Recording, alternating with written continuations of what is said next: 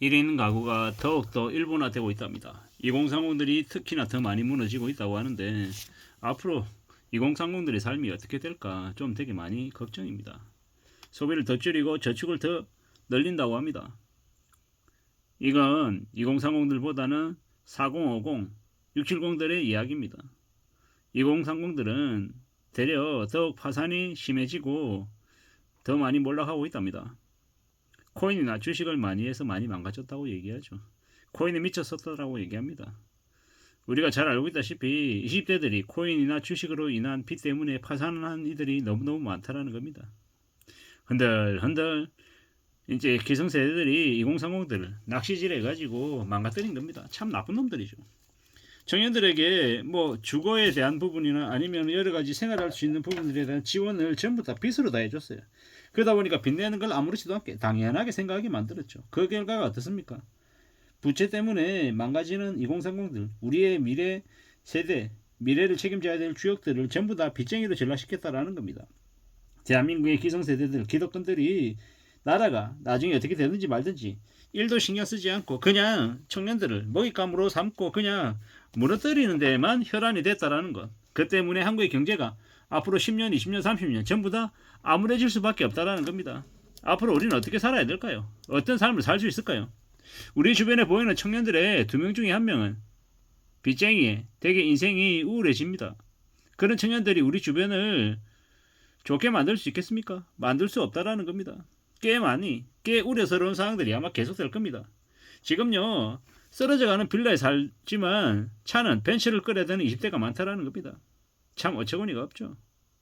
좀 정신이 아닌 겁니다. 저금리가 영원할 줄 알았고 남의 돈을 그냥 꽁돈인 것처럼 수월하게 쉽게 빌리며 이때까지 살아왔던 거죠. 그러다 보니까 많이 엉망이 된 겁니다. 참 어처구니가 없죠. 앞으로 어떻게 살려는 겁니까? 어떻게 살아갈 수 있는 걸 겁니까? 참 무서운 얘기입니다.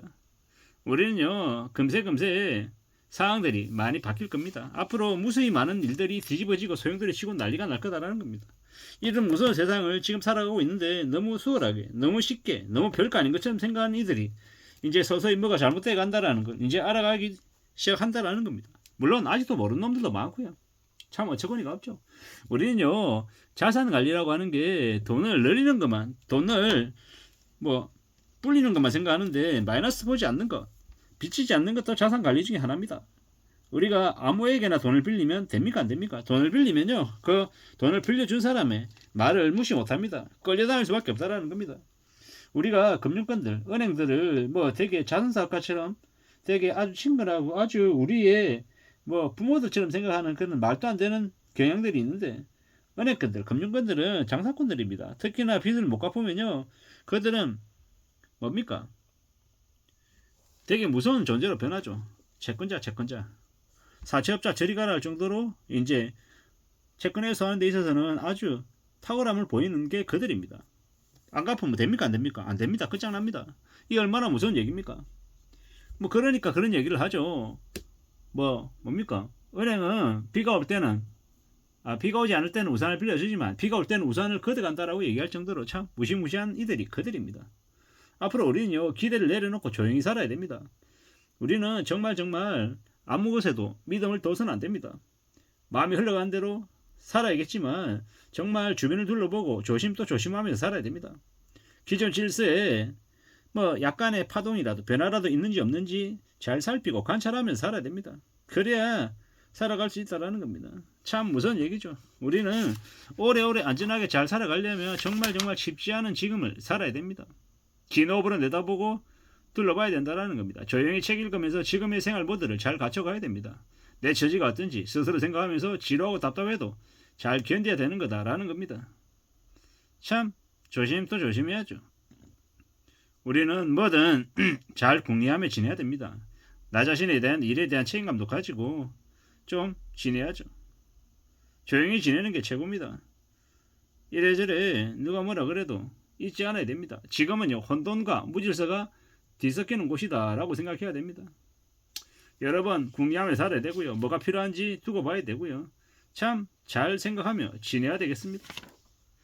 괜찮다 이러는 것보다는 뭔가 좀 우려스러운 일이 있을 수도 있다 라고 생각하고 좀 더 조심해야 되겠습니다.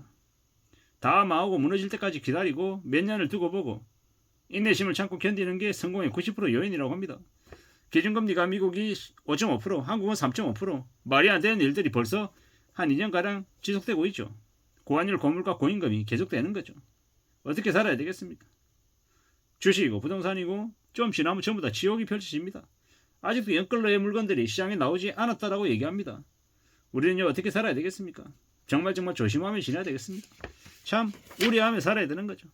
이게 뭔가 싶을 정도로 우리는 정말로 마음을 굳게 먹고 살아야 됩니다. 정신 바짝 차리고 살아야 되는 거죠. 살다 보면 상황이 끔찍해지면 좀 지나면 나아질 거라고 기대하지만 금방 지나가지 않습니다. 상처받고도 힘들어하면 인간에 대한 혐오도 커집니다. 이중적인 인간들이 가장 무섭죠. 악인은 사람이 아닙니다. 인간이 아니라고 생각해야 됩니다. 극도로 이기적인 쓰레기라고 생각해야 됩니다. 극도로 친절하고 예의 있는 사람 같아 보여도 가짜인들이 많습니다. 참 우리는 잘 생각해야 됩니다. 이런 얘기를 하더라고요. 잘못은 이긴 자들이 판단하는 거라고. 무슨 얘기죠? 잘못했는지 잘못하지 않았는지는 승자들이 결정하는 거지 패자들은 결정 못한다고 얘기하더라고요. 참 이게 뭔가 싶은 거죠. 우리는 잘 생각하면서 지내야 됩니다. 마음을 좀 굳게 먹고 움직여야 된다는 겁니다. 어떻게 살아야 될지, 어떻게 지내야 되는 게 좋을지를 좀 따져봐야 될 것 같습니다. 우리는 언제든 마음을 굳게 먹고 단단히 먹고 잘 지내겠다라고 각오하고 경계하고 준비해야 됩니다. 그거 말고는 없는 것 같습니다. 이게 뭔가 싶은 거죠. 참 회사를 부유하게 만들고 자신도 부유하게 되면 좋겠습니다만은 그건 잘 벌어지지 않는 일인 거죠. 힘이 있어야 됩니다. 힘이 있어야 옷차림이나 분위기도 다른 거고요. 산다는 걸 좀 잘 갖춰 나갈 수 있는 것 같습니다. 이게 뭔가 싶은 겁니다. 누군가는 인정받으려고 미친듯이 일하고 별의별 일이 다 일어나는 거죠. 숨돌릴 틈 없이 일하다가 좀 지나고 보면 인원 감축의 구조조정이 당연하다라고 생각하고 살아가게 되고 순응하게 되는 거고 살아남기 위해서 뭐든 해야 된다고 생각하지만 그걸 잘 따져봐야 됩니다. 왜냐? 어떻게 될지 모르기 때문입니다. 참 많은 생각들이 들죠. 인원 감축이라는 살벌한 분위기가 지금 우리의 분위기일 수 있습니다. 과로사로 세상을 떠난 사람들도 많고 비슷한 처지에 있는 이들이 옆에 있는 동료가 경쟁자라고 생각하면 어떻겠습니까? 참 충격인 거죠. 참 누군가는 아주 여유롭게 살고 누군가는 허덕이며 사는 게 지금 현재의 삶입니다. 그러는 중에 이 불편한 현실 속에서 내가 어떻게 살려고 어떻게 살아야 될지 궁리하고 또 궁리해야 될 것 같습니다. 조용히 또 스스로 진리를 추구하며 살아야 될 것 같습니다. 그래야 삶이 나아질 것 같다라고 생각합니다. 우리의 살아가는 삶은 언제든 길은 어디로든 향합니다. 그렇기 때문에 너무 낙심하지 말고 너무 우려하지 말자. 그리고 항상 지금의 상황에서 준비하며 대비하자 라고 얘기하고 싶습니다. 이상입니다.